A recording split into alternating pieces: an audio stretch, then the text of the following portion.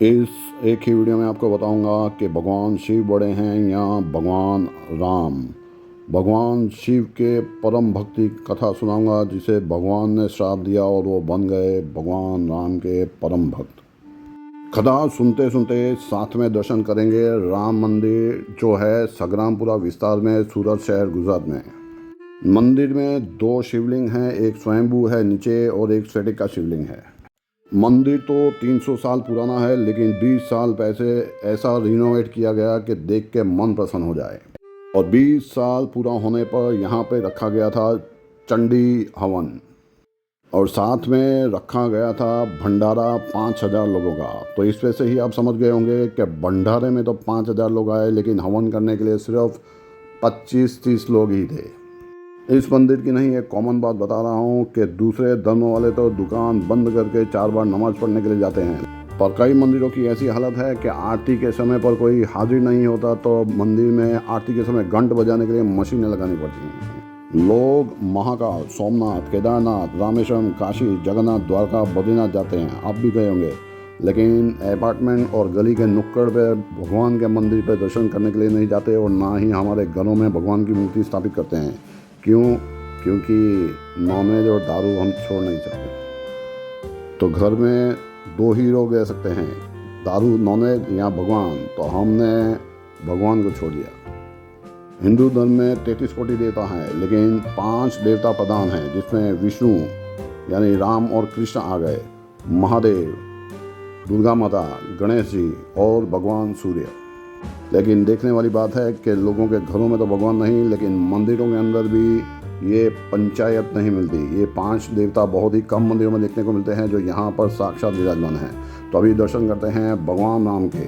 सबसे पहले राम कथा सुनाई थी भगवान शिव ने पार्वती जी को, लेकिन अभी मैं कथा सुनाने जा रहा हूँ काकभूषण जी की, जिन्हें ये सौभाग्य मिला कि वो राम कथा सुना सके खुद भगवान शिव को। काकभूषण जी के मुख से राम कथा सुनकर भगवान शिव ने उन्हें आशीर्वाद दिया था कि वो 1000 जन्मों तक इसी तरह से राम कथा सुनाते रहें और 1000 जन्मों तक जो भी उन्हें ज्ञान मिलेगा, जो भी बातें रहेंगी वो उन्हें याद रहेंगी।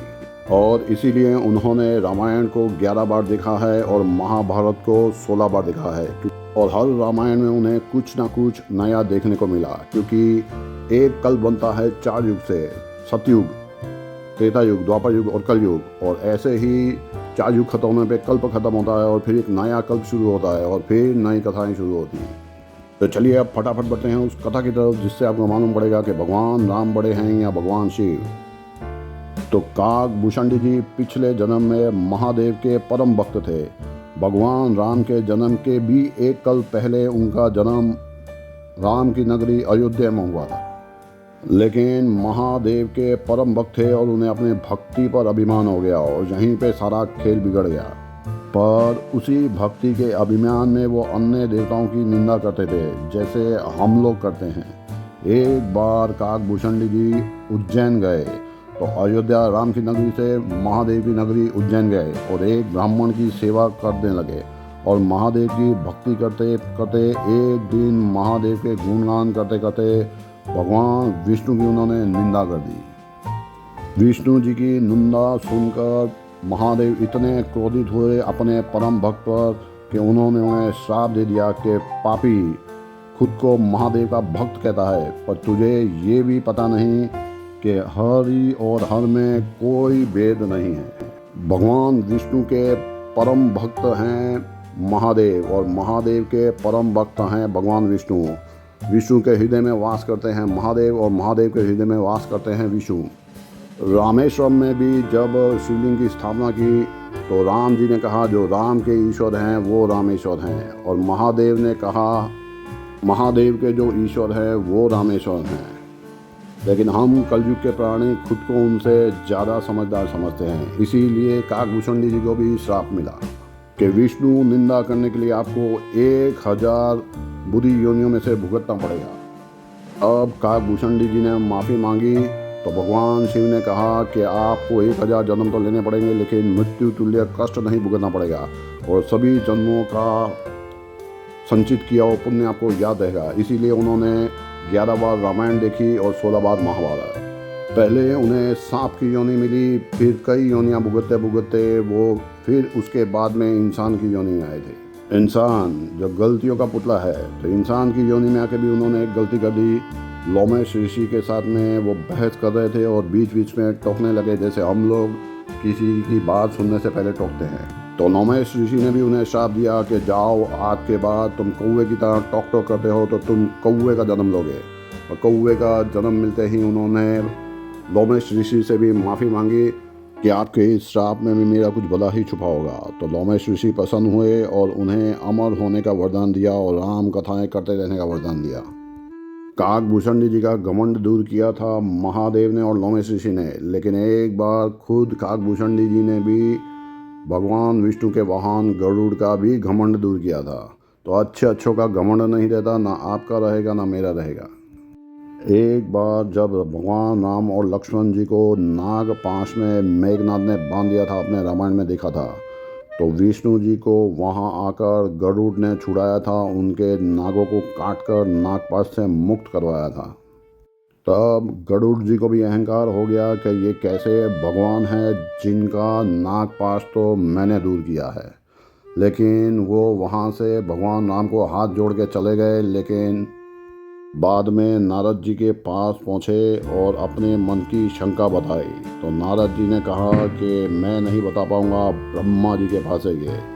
ब्रह्मा जी ने कहा कि आपकी शंका का निवारण सिर्फ महादेव कर सकते हैं। ये जो शिवलिंग के आप दर्शन कर रहे हैं, इस मंदिर का स्वयंभू शिवलिंग है। तब महादेव ने उन्हें कहा कि आपको घमंड हो गया इसलिए आप नहीं समझ पा रहे, तो जिनका घमंड टूटा है आप जाइए काकभूषणी जी के पास में, वो आपकी शंका का निवारण करेंगे। तो चलिए अभी शिवलिंग की परिक्रमा का भाव रखते हैं। तब काकभूषणी जी ने गरुड़ जी को एक और कथा सुनाई जो उनकी खुद की थी। जब भगवान राम छोटे थे और वो कौवे के रूप में वहाँ आए और एक रोटी का टुकड़ा लेकर भागे, तब भगवान राम जो छोटे से बालक थे उन्होंने अपने हाथों का विस्तार किया और पूरी पृथ्वी उनके पीछे पीछे वो हाथ दौड़ता रहा, और तब जाकर उन्होंने माफ़ी मांगी और उनका घमंड दूर हुआ था। तो काकभूषणी जी ने बताया कि भगवान राम खुद विष्णु का अवतार है। विष्णु जी की तरह चाहें तो एक संकल्प से रावण का वध कर सकते हैं, लेकिन क्योंकि वो पुरुष के अवतार में आए हैं तो वो मर्यादा पुरुषोत्तम है, और उसी मर्यादा को निभाने के लिए वो ये सब लीला कर रहे हैं। तो गरुड़ जी और काकभूषणी जी तो श्राप सहन करके समझ गए कि शिव और राम में कोई भेद नहीं है, लेकिन हम लोग राक्षस रूपी इंसान आज भी उसी को बड़ा मानते हैं जिसकी पूजा हम करते हैं। अगर हम महादेव की पूजा करते हैं तो मानते हैं महादेव बड़े हैं, और अगर हम भगवान राम की पूजा करते हैं तो राम बड़े हैं, कृष्ण की पूजा करते हैं तो कृष्ण बड़े हैं, शिव की पूजा करते हैं तो शिव बड़े हैं, और माँ की पूजा करते हैं तो माँ बड़ी हैं। बस ये हमारा ही अहंकार है कि हम जो करते हैं वो बड़ा है। ऐसे ही 1600 मंदिर जो आज से पहले नहीं देखे और जो कथाएं आज से पहले नहीं सुनी, देखने के लिए सब्सक्राइब करें यूट्यूब चैनल रोज एक मंदिर के दर्शन। जय श्री राम, हर हर महादेव।